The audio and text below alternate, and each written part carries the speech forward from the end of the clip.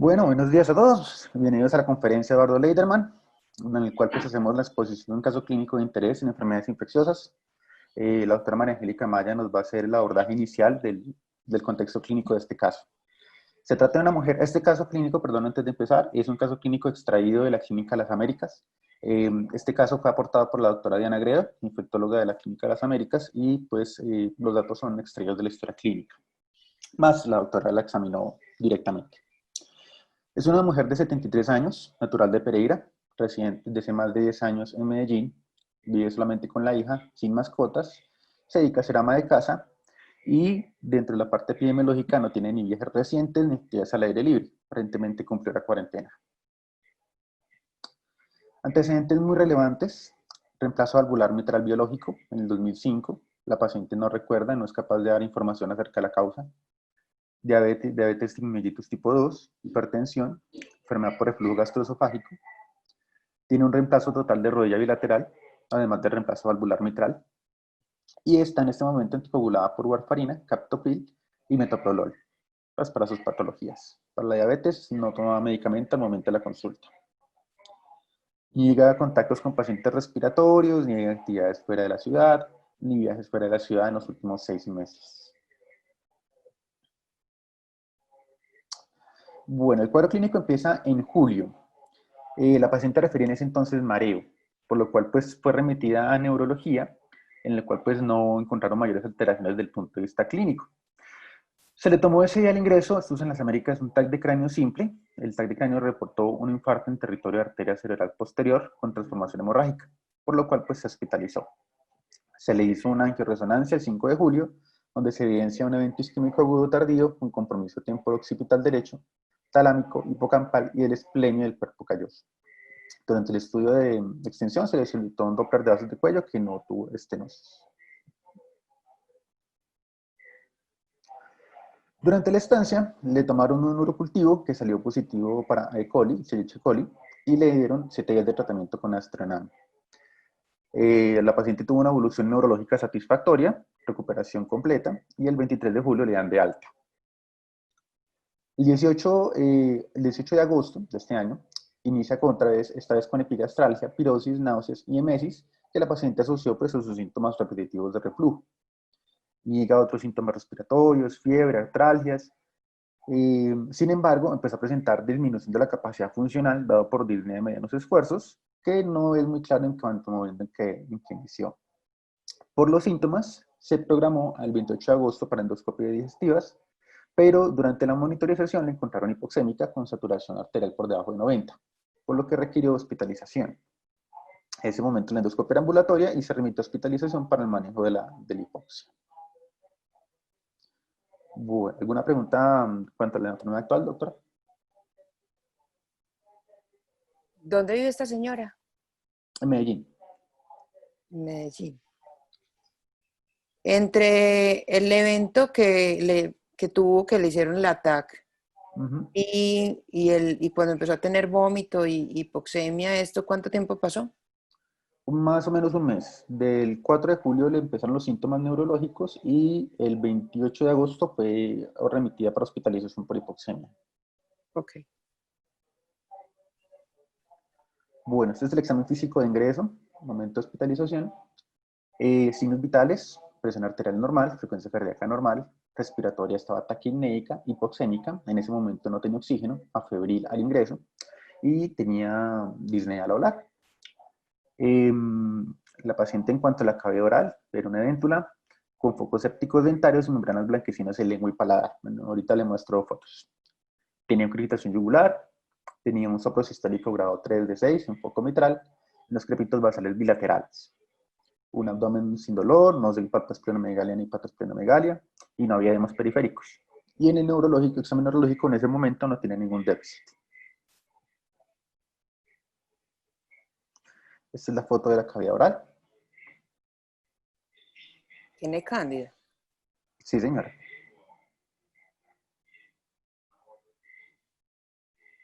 Y una enfermedad dentaria, pues importante. Pues ya casi se déntula, pero todavía tiene 4 dientes que están todos enfermos. Sí, señora. Unos más que otros.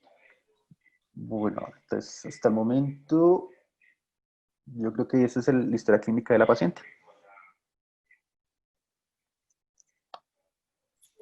Bueno, ok. ¿Me volvés a mostrar el examen físico, por favor? Ujú.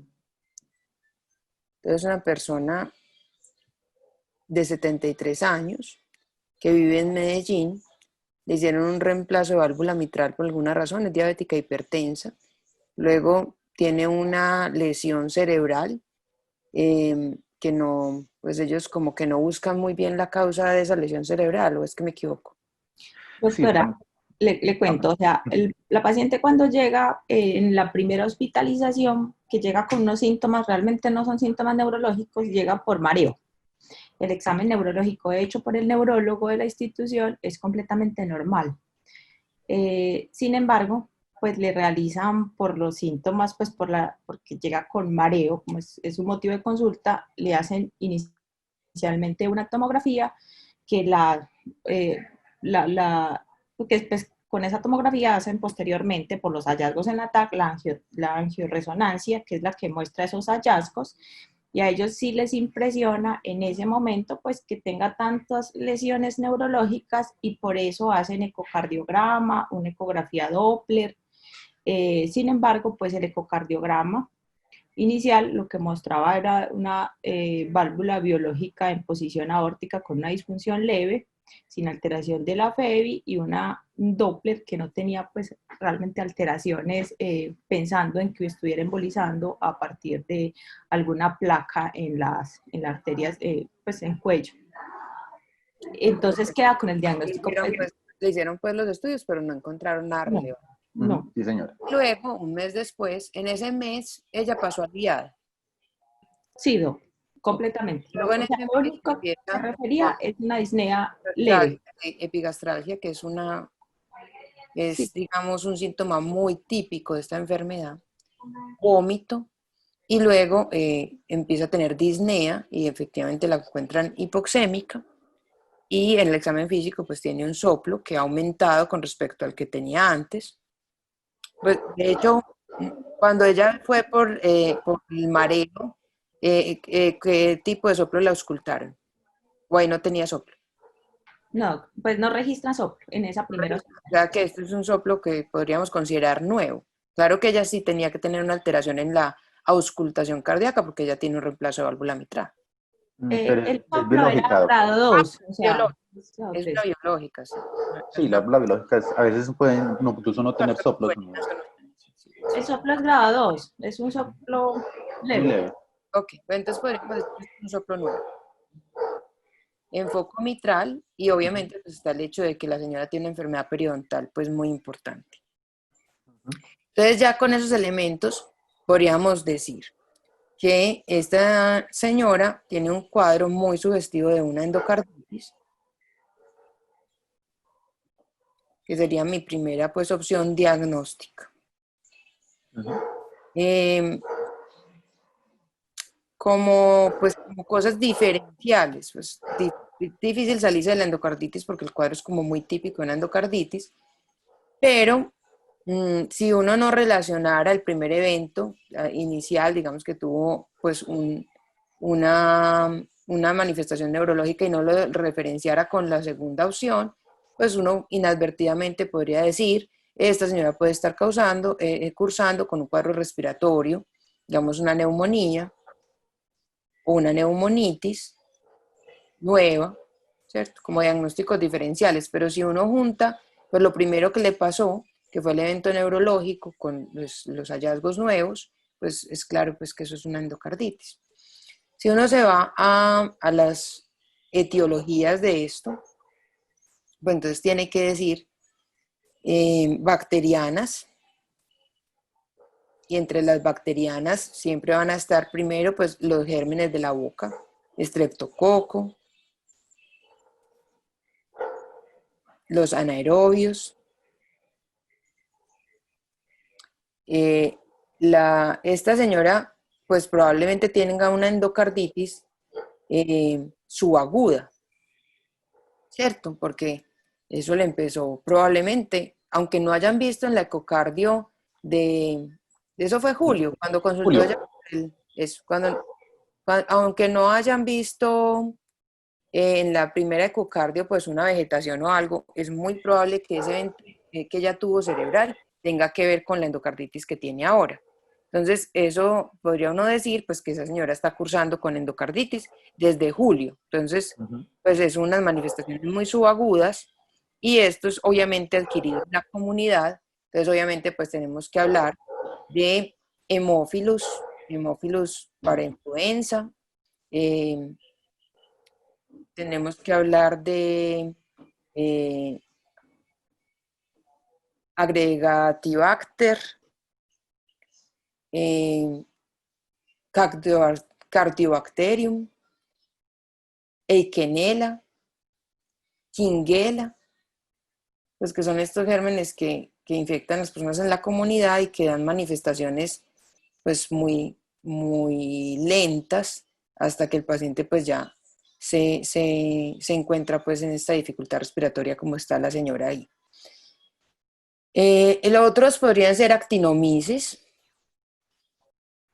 digamos no tan frecuente, pero con esa boca que tiene tan enferma podría estar ahí. Estafilococo no me parece, pues porque tendría un cuadro más rápido, sin embargo, pues podría estar, pero pues uno esperaría que no fuera tan larvado, sino que fuera una cosa más rápida.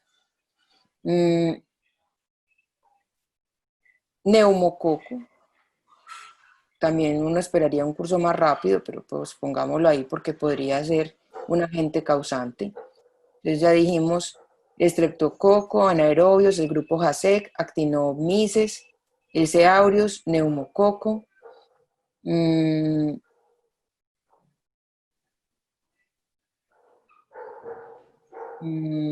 Podríamos poner, esta señora es diabética, ¿cierto? Pero no Sí, sabemos qué señora. tan bien o mal compensada está.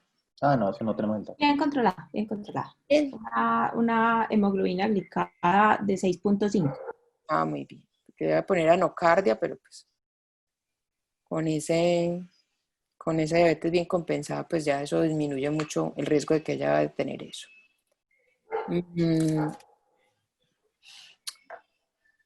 Bueno, y pues ya las otras etiologías son menos probables, pero pues si estamos en pandemia y la señora llega con hipoxia y todo, pues hay que pensar en COVID, en SARS-CoV-2 y cumple indicaciones como para hacerle una prueba.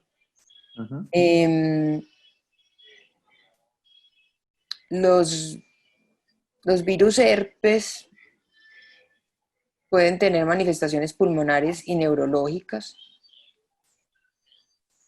pero pues eso es menos probable. Por ejemplo, el zoster virus también puede tener manifestaciones CMV, pues una primoinfección de CMV a los 73 años, pues es poco probable y pues la señora no está inmunosuprimida, entonces son etiologías que uno no debería considerar para este hospedero. Bueno, en parásitos, si uno piensa, por ejemplo, toxo, que puede dar manifestaciones neurológicas y pulmonares, pero como les digo, también ese tipo de manifestación en toxo es una reactivación, no es una primoinfección, requiere que el paciente pues tenga una inmunosupresión y esta señora parece muy inmunocompetente. Otros parásitos no se me ocurrirían. Bueno, entonces, pues hasta aquí creo que mi primera opción es endocarditis por una bacteria del grupo JASEC o por estreptococos de la boca. No sé si podemos mirar entonces ya para clínicos. Sí, señora. ¿Y qué opina de las manifestaciones pulmonares? ¿Cuáles podrían ser las causas de las manifestaciones pulmonares en esta paciente? Las manifestaciones pulmonares creo yo que son secundarias a un daño de la válvula mitral, pues que la señora pues en este momento debe tener una insuficiencia mitral aguda que está ocasionando esto y obviamente puede tener embolismos pulmonares que estén ocasionando neumonitis y estén ocasionando la hipoxemia. Listo. Bueno, los hemocultivos vamos a dejarlos para el final. Entonces, pues vamos a empezar con los laboratorios de ingreso, los laboratorios A básicos. pedir pues un hemoleucograma. Ajá. Ah, pero vení, la cándida de la boca, me olvidó Ah, eso. sí, señora. Ah, espere, es que se me olvidó un punto muy importante. Esta señora, ¿por qué tiene cándida si tiene una hemoglobina glicosilada de 6? Entonces, pues si tiene cándida, igual pues hay que hacerle un VIH. Señora, y la señora no usa esteroides ni nada, ni inhaladores ni nada. Captopril, metoprolol y warfarina. Bueno, pero no usa esteroides inhalados. No, inhalados no.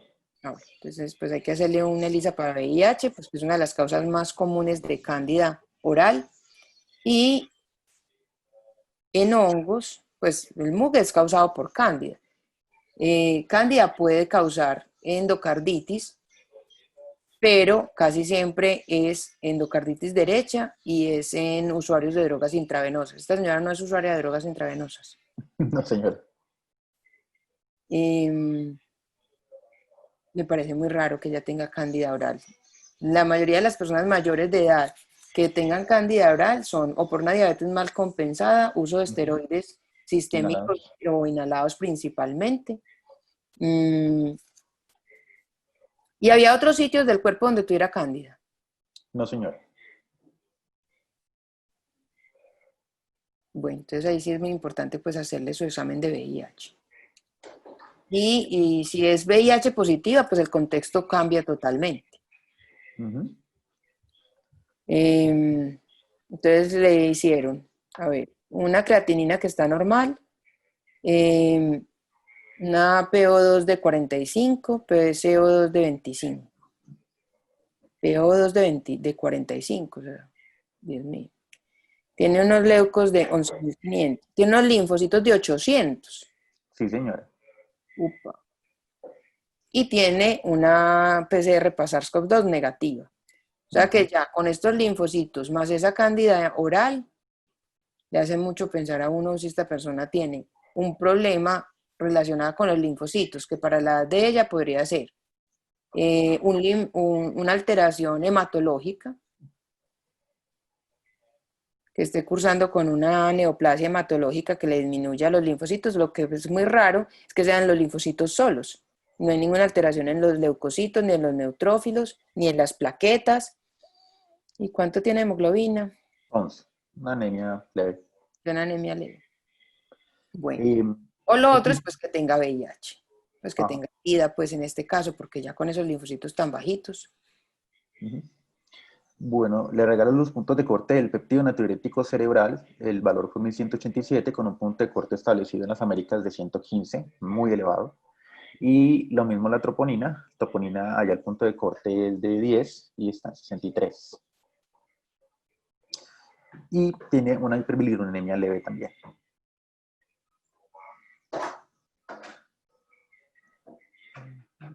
Pero devolvete un momentito. Esa es pensas de la indirecta. Ajá, sí, señora. O sea que esta señora está haciendo hemólisis. Pues eso es común en endocarditis. Ujú.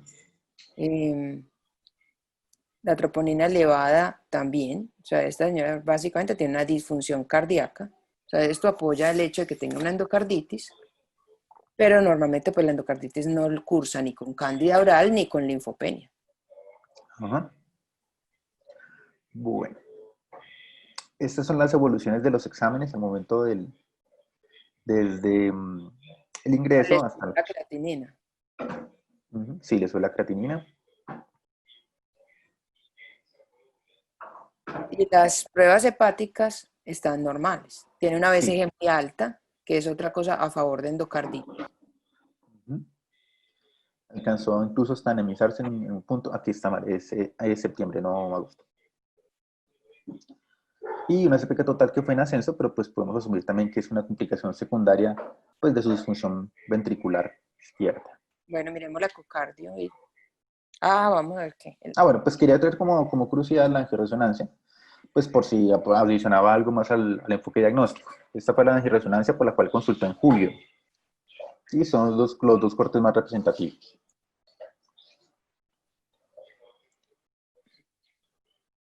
Pues yo lo que veo es un edema pues un aumento de, ¿esto es qué? ¿T1 o T2? T2. Entonces, aumento del edema en en el lóbulo cerebral temporoparietal derecho hacia posterior, pero no hay una zona de infarto, pues claramente. Esto, en cuanto al enfoque de la endocarditis, ¿sería compatible? ¿Una complicación asociada a la misma? ¿O? Sí, o sea, yo pienso que ahí ella tuvo un embolismo, probablemente fue un embolismo pequeño que produjo edema cerebral, pero reparó y no tuvo secuelas importantes. Ok, la lectura oficial es esta. Evento isquémico en estadio agudo tardío con compromiso temporooccipital derecho, talámico, hipocampal y el esplenio del cuerpo calloso. Tiene otro pequeño evento isquémico en el hemisferio cerebeloso izquierdo, es decir, del otro lado. ¿Y tú lo ves? No, ese corte no lo tenemos, el cerebeloso. Sí, sí, está. Pero sí reportan otro compromiso, o sea, ¿qué compromiso del otro lado asociado al derecho? O sea, que habían múltiples embolismos. Exactamente, entonces la No es común si fuese pues una enfermedad cerebrovascular isquémica, simplemente. Cuando Exactamente. hay varias zonas afectadas, pues lo más común es que sean embolismos. Entonces podemos tener claro que desde julio esta paciente ya tenía complicaciones asociadas de una posible endocarditis. Esta es la radiografía de tórax del ingreso. Pues hay borramiento de los ángulos costorofrénicos, o sea, tiene derrame a los dos lados. Ella ingresó así, Sí, señora. tenía congestión peribronquial, en los cilios marcada, de derrame pleural bilateral, una silueta cardíaca que está aumentada, levemente aumentada, pero yo creo pues, no es gran cardiomegalia, pero sí se ve aumentada el tamaño. Mucha congestión periliar y peribronquial, de predominio central, como en alas de mariposa. Entonces, esta es la radiografía típica de una falla cardíaca. ¿Confirma o descarta el diagnóstico de endocarditis? No está a favor. Esta señora está haciendo una falla mitral aguda. Bueno, tengo primero el eco que se le hizo en julio. En ese entonces tenía una disfunción valvular protésica leve, no mencionan otras alteraciones. Y por los síntomas de falla cardíaca, pues se llevó el ecocardiograma TT. En ese momento no se había sospechado endocarditis. Pero la válvula es Entonces, protésica o biológica. protésica biológica. Bueno. El ecocardiograma de agosto mostró disfunción de prótesis biológica valvular mitral más estenosis grave secundaria a degeneración de la prótesis con una fracción de eyección normal. Función de prótesis biológica mitral, estenosis grave, disfunción. Tenés una estenosis grave. Entonces tenía doble lesión. Sí, señora, tenía doble lesión. Ya ahorita se le hizo un transesofágico, ya ahorita se lo muestro. Okay. Entonces, pues por el ecocardiograma en la clínica, en ese momento se sospechó una insuficiencia mitral. Entonces, cirugía cardiovascular, ordenó reemplazo valvular. Sin embargo, el 6 de septiembre, mientras esperaba la cirugía de recambio, hizo fiebre sin otras manifestaciones adicionales. Y se le tomaron hemocultivos en ese punto. En ese momento hizo fiebre, llevaba ya un mes en el hospital. Llevaba desde el 28 de agosto, o sea, llevaba 7, 8 días. Ya. Y no había hecho fiebre. No. Eso también es muy común en la endocarditis, que la fiebre no sea diaria, sino que sea de vez en cuando, una vez a la semana. Y ahí le hicieron estos hemocultivos y este es un agar sangre. Lo que nos indica, bueno, creció solamente en el agar sangre, no creció en el macón. No, en agar sangre solamente. Ok, entonces esto debe de ser un coco gram positivo con una colonia muy pequeña, pues probablemente un estreptococo, pero pues habría que hacerle un grado. Claro. Vale mencionar que se le tomaron 4 hemocultivos de punción transdérmica y los 4 fueron positivos. Y pues salieron estos hallazgos en el agar. El ecocardiograma transesofágico mostró este hallazgo. Al otro día había hecho fiebre. Endocarditis infecciosa en prótesis biológica mitral con gran vegetación de 17/6, muy móvil y doble lesión de prótesis, insuficiencia y estenosis con disfunción de la válvula. Esto, bueno, pues obviamente confirma el diagnóstico de endocarditis, pero pues en cuanto a la etiología, seguimos pensando en el streptococo. Pues debe ser, además es un germen que creció muy fácil, rápido. El grupo JASEC normalmente no hace eso. Tampoco son anaerobios porque creció en un medio de aerobios. Entonces, yo creo que lo más probable es que sea un estreptococo. Ok. Entonces, pues es correcto, doctora. Creció un germen atípico del grupo de streptococos, una aviotrofia defectiva, que hace parte de los grupos de Streptococcus viridans.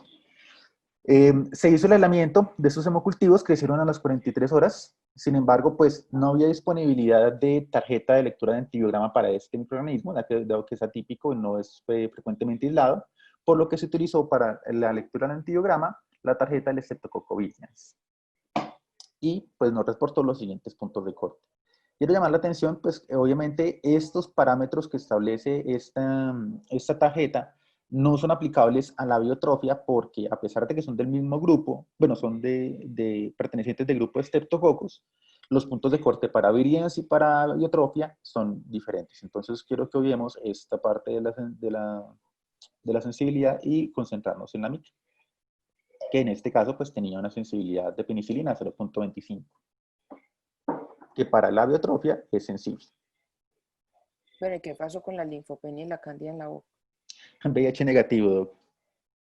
Porque tenía cándida. No sé si no sabría decirlo. No sé, doctora Diana. El tratamiento se le recuperaron los linfocitos. ¿Cómo? Que si con el tratamiento se le recuperaron los linfocitos. Ah, sí, ya. Ella tuvo mejoría de los linfocitos. Lo que aquí tengo la evolución. Ah, no los anoten. Pero sí tuvo mejoría de los linfocitos. Mire, 1300 en esta, ya en septiembre. Puede haber sido secundaria en más manifestaciones. Una linfopenia reactiva secundaria, haciendo carditis infecciosa. Puede ser una posibilidad. Prueba de VIH obviamente fue negativa, hepatitis B negativa. Pues el resto de estudios fueron negativos en cuanto a infecciones crónicas. Entonces, el diagnóstico definitivo de esta paciente es una endocarditis infecciosa subaguda, secundario a la etiología siendo una biotrofia defectiva de grupo de estrés. Bueno, muchas gracias, doctora. Vamos a hablar entonces de la etiología de este caso. Este hace parte de los grupos de los streptococos, pero es parte de una subrama de los grupos Streptococcus viridans que se llama Streptococcus nutricionalmente variable o variante. Pues, depende de la traducción. Entonces, aquí tenemos un esquema general de todas las formaciones. Gracias. Claro. En los cuales pues están las diferentes divisiones. Encontramos pues la parte del grupo mitis, gran colonizante de la parte de la microbiota oral. Entre esas pues se establece el neumococo, obviamente no como flora, pero sí como un gran germen dentro de este grupo. Los salivarus, anginosus, los otros y los mutans. Vale mencionar que en un principio virians estaba todo en un solo grupo, incluyendo los variables. Pero esto ha venido cambiando en los últimos años gracias a las técnicas de secuenciación. Ahora, la historia de este grupo de microorganismos viene muy asociado al Streptococcus viridans desde un principio. Los primeros reportes, el primer reporte que existe al respecto fue este del Dr. Frenkel en 1961, donde encontró que en las colonias de Staphylococcus aureus aparecían colonias más pequeñas, periféricas, haciendo un fenómeno que se llama satélite. Dado pues que le veía forma de L, pues pensó que eran bacterias diferentes que necesitaban nutrientes producidos por otras bacterias para crecer. En los años 80, ya con técnicas de hibridación in situ, ya ADN, estudios en la Universidad de París encontraron que había otra especie de streptococos que le definieron Streptococcus defectivus y Streptococcus adjacens, obviamente pues al mismo grupo del Streptococcus viridans. Sin embargo, encontraron que en el 95, haciendo nuevas secuenciaciones, encontraron que los grupos de Streptococcus defectivus tenían menos relación y tenían menos secuencias similares frente a los otros grupos. Entonces, eso creó a la creación de un nuevo género, que es el género de Abiotropha. Sin embargo, ya a finales del siglo encontramos que la secuenciación, así ya es el descubrimiento de otros dos gérmenes asociados al género Abiotropha. A finales del siglo, la secuenciación de 16S ya definitivamente descartó el componente genético de la Abiotropha de Granulicatela para el grupo de Streptococcus y decidió dividirlos en grupos completamente diferentes, que aunque son cocos gram positivos, están menos relacionados al Streptococcus viridans como se solía pensar en un inicio. Y al final, pues esto dio a que la clasificación se diera a través de ya la abiotrofia defectiva y los otros abiotrofias aislados se clasificaron en un nuevo grupo que se llama Granulicatela. Esa es la primera foto, esa es una foto infrarroja de las colonias, contando el fenómeno que les mencioné previamente, el crecimiento asociado a otras bacterias, más que todo en pacientes que tenían endocarditis subaguda y otitis media. Entonces, pues, requirió mucho trabajo este aislamiento porque, a pesar de que era un hallazgo incidental en este tipo de cultivos, la toma de la muestra y el crecimiento requiere condiciones muy específicas. En ese caso, pues, se consideró que el sulfhidrilo y los tioles producidos por el Staphylococcus aureus puedan ser fuentes nutricionales para el crecimiento de este tipo de microorganismos. Entonces, las condiciones para el aislamiento de este tipo de microorganismos pues, requiere agares adecuados y complementos nutricionales importantes, incluso llegando a necesitar CO2 entre 5 al 10%. Sin embargo, durante los años 70 se logró estandarizar el crecimiento de este tipo de estreptococos variables, más que todo utilizando suplementos con piridoxina. Y eso llevó a que se pudiera identificar mucho más fácilmente y ya cumplir un perfil metabólico, que es el que le tengo acá. Obviamente, por ser en los 70s, en ese punto se llamaba Streptococcus defectivus y encontramos los componentes enzimáticos que son galactosidasa positivo, esta enzima que es la encargada de metabolismo de la piridoxina, pirrolidonil arilaminasa, y es una fermentación de trialosa y no produce fermentación de inulina. Son los componentes, digamos, del metabolismo del agar. Dado que ya teníamos la forma de encontrar la identificación de este microorganismo, que en ese entonces se hacía a través del perfil bioquímico, se encontró que el 5% de las causas, en ese entonces, entre los años 60, 70 y 80, los microorganismos nutricionalmente variables fueron responsables del 5% de todas las endocarditis estreptocócicas. A partir de ahí se aisló en varios sitios donde no deberían aislarse estreptococos, como en casos de derrame pleural, otitis, conjuntivitis e inclusive absceso cerebral. Y ahorita, últimamente, en los últimos 5 años, sobre todo en infecciones articulares. También se logró aislar como flora normal de la garganta y extracto urogenital, o sea que es componente normal de la microbiota. Aquí tenemos un agar, esto es una cepa de Staphylococcus aureus, y vemos nuevamente el fenómeno de satelitosis, un poquito más alta definición, y vemos que como es un estreptococo, produce una beta-hemólisis o un halo de hemólisis alrededor del estafilo, que es algo pues, que también nos ayuda a pensar que cuando hacemos este tipo de aislamientos y encontramos estos hallazgos, pues deben buscarse este tipo de microorganismos, sobre todo en el momento de la visualización del agar. Bueno, durante pues, su vida, digamos, taxonómica de estos microorganismos, donde incluso se llegó a mencionar como Streptococcus meteor o Streptococcus piridoxina dependiente, se encontró cada vez más en múltiples casos. Aquí tengo, esto es lo que se hizo fue una identificación de varias cepas de cultivos de pacientes con endocarditis. Esto fue en un hospital de Nueva York. Lo que hacían era que las cepas que habían guardado de pacientes con endocarditis, que en ese momento fueron clasificadas como cultivo negativo, fueron guardadas desde los años 40 hasta en ese momento 79, y pues ya con las nuevas técnicas de identificación de esa época, pues se logró encontrar que hasta un 32% de las endocarditis de cultivo negativo, que en ese momento, en el momento del diagnóstico, en los años 40 y 50, no tenían diagnóstico, eran secundarios a este tipo de estreptococos. Las otras pues lo dieron las Streptococcus sanguis, pero pues ya son del grupo, que son del grupo viridans, y salivaros pues ya son de otro tipo de prevalencia.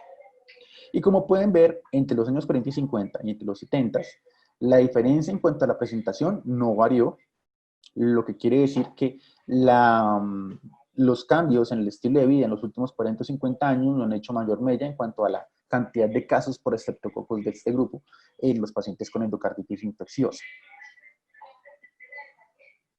Entonces, la presencia de este microorganismo en sangre hace que haya una mayor cantidad, una mayor probabilidad de presentar endocarditis infecciosa. Este es un estudio bastante reciente, eso es una cohorte danesa de más o menos 12 años, en los cuales tomaron todos los pacientes que su registro les daba endocarditis infecciosa y a esos los aislaban la cepa, la clasificaban y la caracterizaban.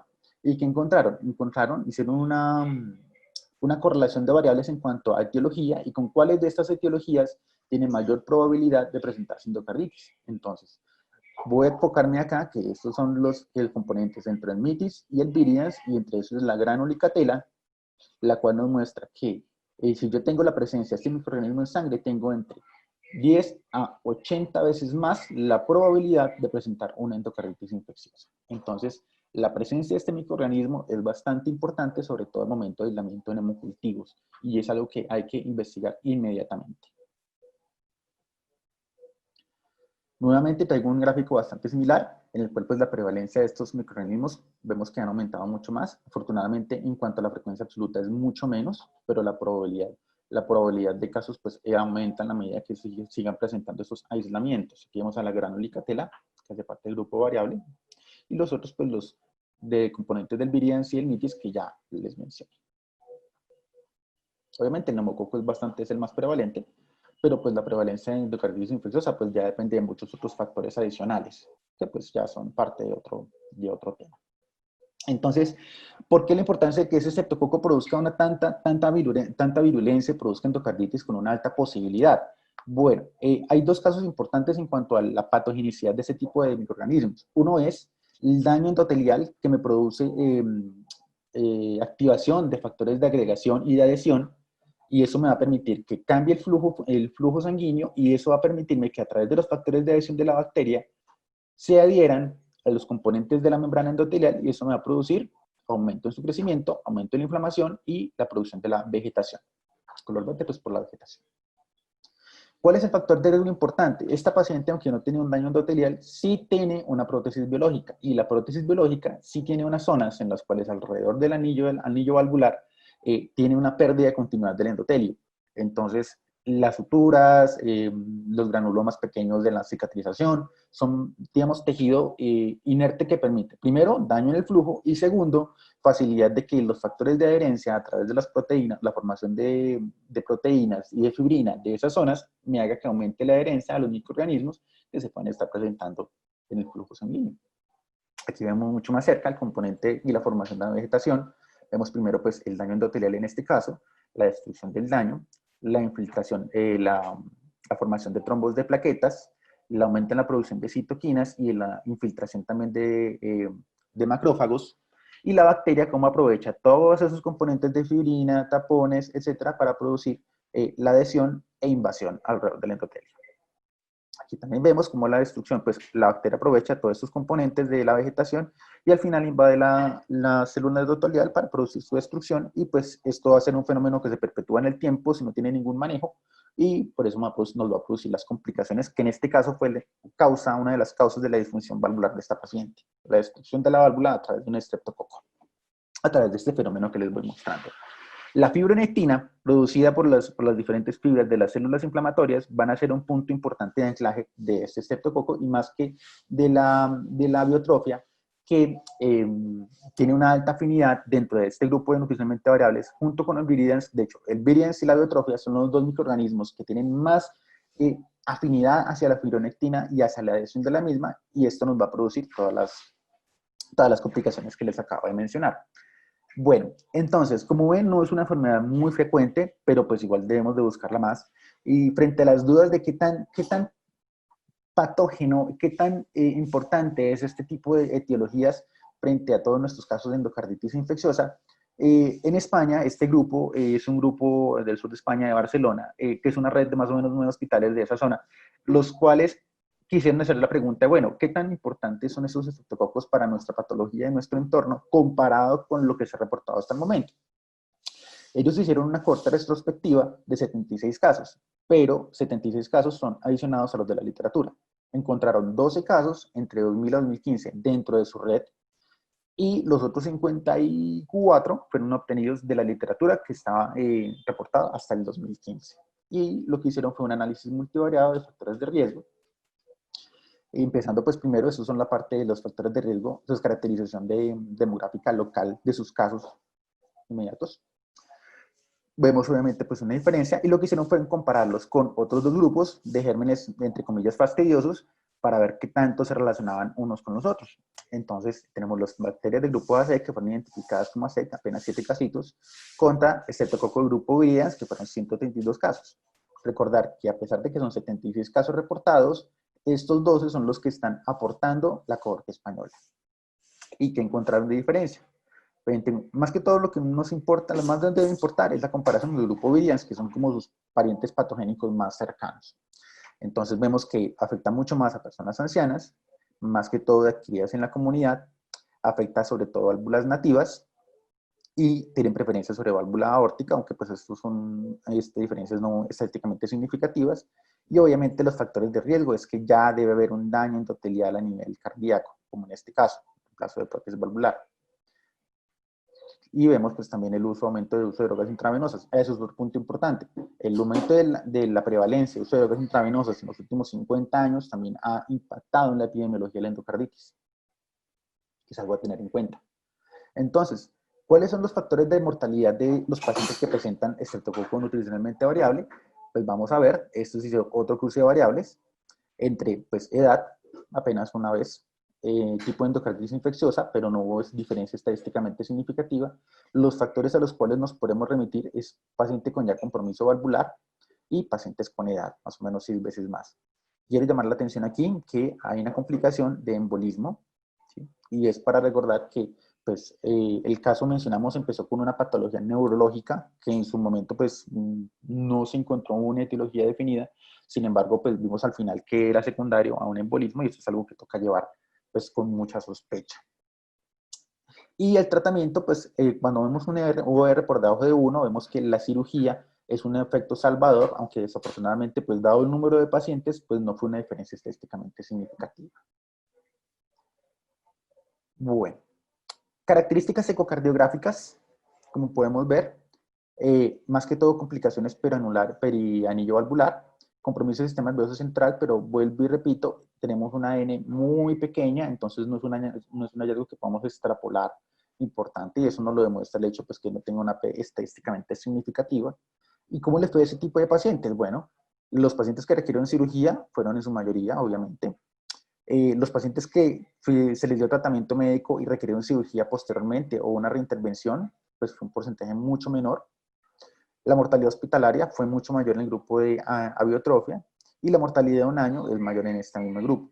Vuelvo y repito, la diferencia no es estéticamente significativa dado la N, pero es algo que toca tener en cuenta al momento de la evaluación del paciente. ¿Cuáles son esos factores que pueden producirnos aumento de la mortalidad? Esta es una otra caracterización en cuanto a las relaciones ecocardiográficas o los hallazgos. Entonces, pues, ¿qué hallazgos podemos encontrar? Más que todo, cardiovalvulopatías congénitas, prolapsos mitrales en poca cantidad, cirugías previas, regurgitación, reemplazo. Nuestra paciente estaría aquí en este caso, una estenosis mitral de origen valvular. Y lo que hablábamos previamente, hace parte de las endocarditis subagudas, entonces pues vemos que los días de síntomas son mucho más larvados que otro tipo de patologías. En este caso pues serían 60 días. La fiebre apenas en un porcentaje de casos, es decir, la ausencia de fiebre no nos descarta endocarditis, ojo con eso al momento de evaluar ese tipo de pacientes. Y un hallazgo típico en la endocarditis infecciosa normal pues es la esplenomegalia, que en el caso pues, de aviotrofia y de granulocatela es de apenas un 12%. Esto hablando en cuanto a todos los casos de la literatura reportados, porque como pueden ver, se tomaron los 76 casos reportados en PubMed hasta la fecha. Bueno, ¿qué otros hallazgos ecocardiográficos se encontraron en este tipo de situaciones? Bueno, válvulas protésicas, 15%, 13%, más que todo compromiso mucho mayor de la aórtica, seguida de la mitral.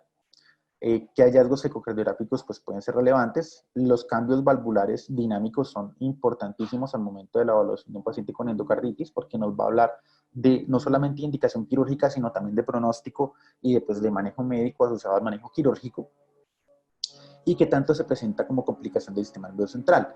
Vemos que la presencia de embolismos sépticos secundarios a la infección pues son prevalentes en estos mismos grupos, aunque pues no en una gran proporción. Y la cirugía pues fue hecha en un mayor porcentaje de los casos, por encima del 70%. ¿Y cómo les fue a los pacientes de la cohorte de Barcelona? Bueno, todos fueron tratados con tratamiento, pues tratados con tratamiento, perdón la redundancia, con tratamiento estándar con beta-lactámico con aminoglicosio. En esto más adelante les voy a explicar por qué. ¿Y cómo les fue a ese tipo de pacientes? Bueno, la mayoría de los pacientes afortunadamente fueron curados, es decir, más o menos el 80% de los pacientes lograron curación, y miren que casi todos requirieron cirugía, y esos fueron los que le fue mejor. Obviamente, vuelvo y repito, puede ser una N tan pequeña, no podemos relacionar variables en forma muy confiable, pero pues sí podemos ver una tendencia a que esos pacientes requieren cirugía y les va mucho mejor con el uso de beta-lactámicos más aminoglicósidos. Ahora, hay un punto importante en cuanto a la microbiología de este grupo de bacterias, y es que a pesar de que el Streptococcus viridans, como bien conocen, es un microorganismo muy sensible a las penicilinas, este grupo no lo es tanto, ¿sí? Pues por el uso de PBPs diferentes al viridans como tal, y eso pues tiene que ver con lo que hablamos al principio, que son completamente diferentes el uno del otro a pesar de ser cocos gram positivos. Entonces, frente a la pregunta de qué tan sensibles son nuestros aislamientos a los tipos de tratamientos antibióticos, pues traigo primero este estudio. De hecho, esto fue en 2015, en los cuales pues se compararon cepas de las dos granulicatelas y abiotrofias, no sé si lo ven aquí, y pues las granulicatelas fueron mucho más sensibles a la penicilina que los abiotrofias, como podemos ver, de 0,5 en ese momento pues se usa un punto de corte más o menos de 0,2, y ya la biotrofia ya tiene una mayor cantidad de microorganismos con una sensibilidad intermedia. Algunos hablan no solo de sensibilidad intermedia, sino sensibilidad reducida en los pacientes que tienen MIC entre 0,2 a 4. Sensibilidad reducida, pero pues también podemos definirlo como intermedia en este trabajo realizado. Y la comparación es muy similar con los otros beta-lactámicos. También está ceftriaxona y vancomicina, pero era muy similar, por eso pues lo traigo acá. Pero, pues como podemos ver, la abiotrofia también tiene una tendencia hacia el punto del grupo de los que son intermedios frente a la exposición de estos antibióticos. Entonces, el aislamiento requiere pues que haya unos crecimientos especiales, se les aplica atiol, se les aplica piridoxina, se les aplica grupos sulfidrilos, o incluso ha llegado a la necesidad de incubarlo junto con Staphylococcus aureus para que ellos mismos aporten los nutrientes que la bacteria se pueda hacer. Eso hace pues que la recuperación sea difícil. Puede ser que son 12 casos, por ejemplo, que encontraron en la cohorte, pero esos casos pueden ser mucho mayor número, simplemente que la técnica nunca había sido adecuada hasta ese punto. No en los criterios estandarizados de seguimiento, pues se hacen intentos de crecimiento en base a estos parámetros que les menciono, y como pueden ver, hasta un 70% de los aislados presentan una resistencia relativa disminuida, o si quieren definirlo como intermedio, es decir, puntos de corte entre 0.25 a 2 de los aislamientos con resistencia a la penicilina. Y la definición de resistencia como tal ya está dado pues, con una mayor de 4. Por ende, pues el tratamiento más adecuado sería combinar un beta-lactámico más aminoglicosio. ¿Por qué? Bueno, los puntos de corte establecidos, aquí los traigo, esto es extraer el manual del CLSI, el aislamiento de grupos fastidiosos. ¿Y cómo le va la penicilina? Bueno, gracias a los estudios estadísticos encontramos que el componente intermedio es por encima de 0.25. Tener por debajo de esta, podemos considerar estos gérmenes sensibles y podemos utilizar tanto ampicilina como los aminoglicósidos. Otras opciones de tratamiento pues están las cefalosporinas, también válido. Los carbapenémicos, hasta el momento pues no se ha definido, esto fue hecho con estudios in vitro, no hay componente clínico que me diga que los carbapenémicos son útiles frente al tratamiento, pues obviamente pues más que todo enfocarse con las penicilinas. La vancomicina está como segunda línea en el manejo de estas infecciones, sobre todo en pacientes con alergias o intolerancias a la penicilina, siendo la primera pues el uso de la misma. Y un punto importante que quiero mencionar es que no hay un esquema estandarizado. La ISA en sus guías del 2015 tiene estas recomendaciones, es decir, no, pues, los cuales pues, recomiendan penicilina más gentamicina, y la vancomicina solamente en casos de intolerancia. Pero, ojo, algunos esquemas hablan de la adición de gentamicina junto con la vancomicina.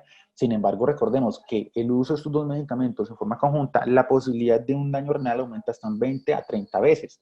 Entonces, es algo que puede llegar a no ser necesario, pero la clase de evidencia en este punto es bastante débil y hay que tomarlo con mucha precaución al momento de aplicarlo en la clínica. Otra alternativa también es la ceftriaxona, que también pues ha dado buenos resultados, como lo hacemos con este estudio de sensibilidad in vivo. Esto fue un estudio hecho en conejos blancos, y lo que se hacía era crear un modelo animal de endocarditis y hacerle distintos grupos de tratamiento. Entonces, ¿cuánto de estos ratones se llevaban? Pues un grupo control en el cual no se le aplicaba tratamiento y se le hacían a los otros grupos de ratones, no, conejos, se les aplicaba estos siguientes esquemas de tratamiento: penicilina sola, penicilina gentamicina, penicilina amicacina, vancomicina, vancomicina gentamicina y vancomicina amicacina.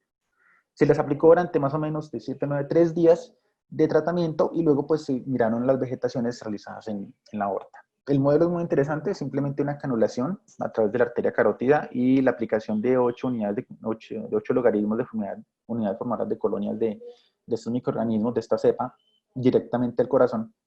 Y después, más o menos en el transcurso de los siguientes 7 días, ya el conejo ya desarrollando endocarditis infecciosa. ¿Cómo nos fue? Entonces, se le sacrificaron los conejitos y se le retiraron las válvulas para mirar cuántos crecían y cuántos se lograban aislar las vegetaciones y qué tanto microbiológicamente se pueden dar las cepas. Entonces, aquí tenemos los grupos de los ratones, los esquemas antibióticos y las vegetaciones. En los grupos que se utilizaron solamente penicilina y ningún tratamiento, no se pudo esterilizar la vegetación.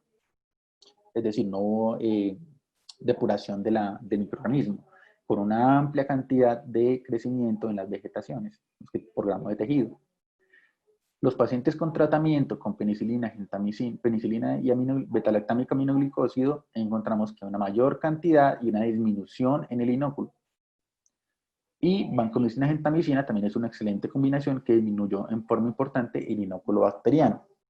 Ahora, ustedes dirán, bueno, ¿y cómo fueron los efectos adversos? Bueno, este es un estudio de curva de tratamiento. No se hace evaluación de efectos adversos porque simplemente son estudios para mirar la cantidad de bacterias, de logaritmos de bacterias que pueden disminuir durante un tiempo determinado.